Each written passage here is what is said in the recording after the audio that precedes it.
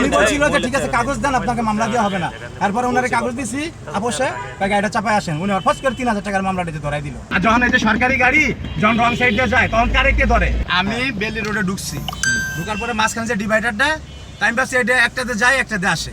তো এটা মনে করেন মাঝখানে যে ডিভাইডারটা দিচ্ছে, এটা যদি ওয়ান ওয়ে রোড হবে তাহলে মাঝখানে কেন আইল্যান্ড দিল নাকি?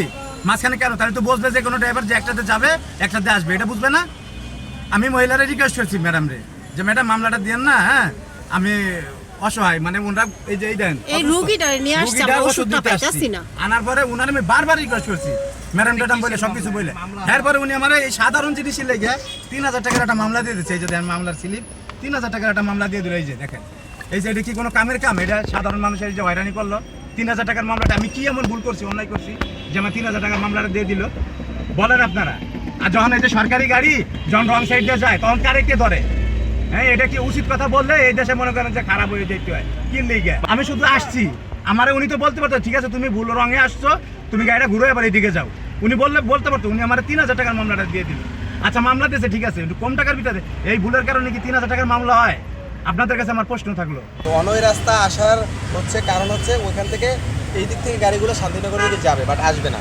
তো ওই প্রাইভেট কার গাড়িটা উল্টো পথে আসছে, জাস্ট একটা প্রতিবন্ধকতা। আর এই জায়গাটা জানেন সিদ্ধেশ্বরী গার্লস ভিতরে নেশা, বর্তমানে ইন্টার বোর্ড এক্সাম চলতেছে, প্রচুর রাশ পরিস্থিতি।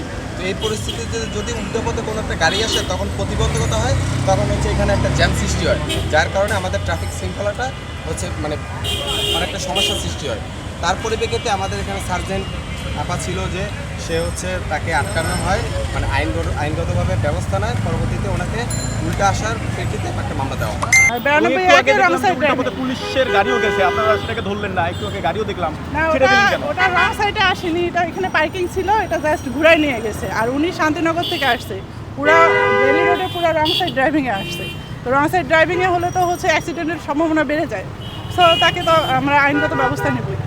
এই জায়গা থেকে আপনার যে অনয় রোডে গাড়িটা আসা নিষেধ, সে এই দিক দিয়ে চলে আসছে। আসার পরে তার রুগী ছিল গাড়িটাতে, আমি যেটুকু দেখতে পেরেছি আর কি।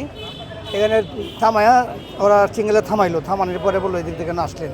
তারা বলছে আমাদের গাড়িতে রুগী ছিল, আমরা সরি চলে আসছি, বুঝতে পারি ছেড়ে দিলাম যেতে পারি।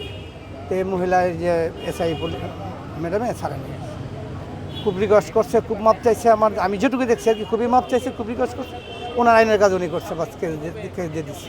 যার গাড়ি ছিল ওই বড় মহিলার মাপ চাচ্ছিল, আমাদের ভুল হয়ে গেছে, আমাদের কাছে রুগী আছে, ছেড়ে দেন আপা, আমরা বুঝতে পারি নাই। তো উনি এখন শুনতে চাইলেন না আর কি, ওনার কাজ উনি করে দিলেন আইনের কাজ। না, আমার দৃষ্টিতে কাজটা ঠিক হয়নি।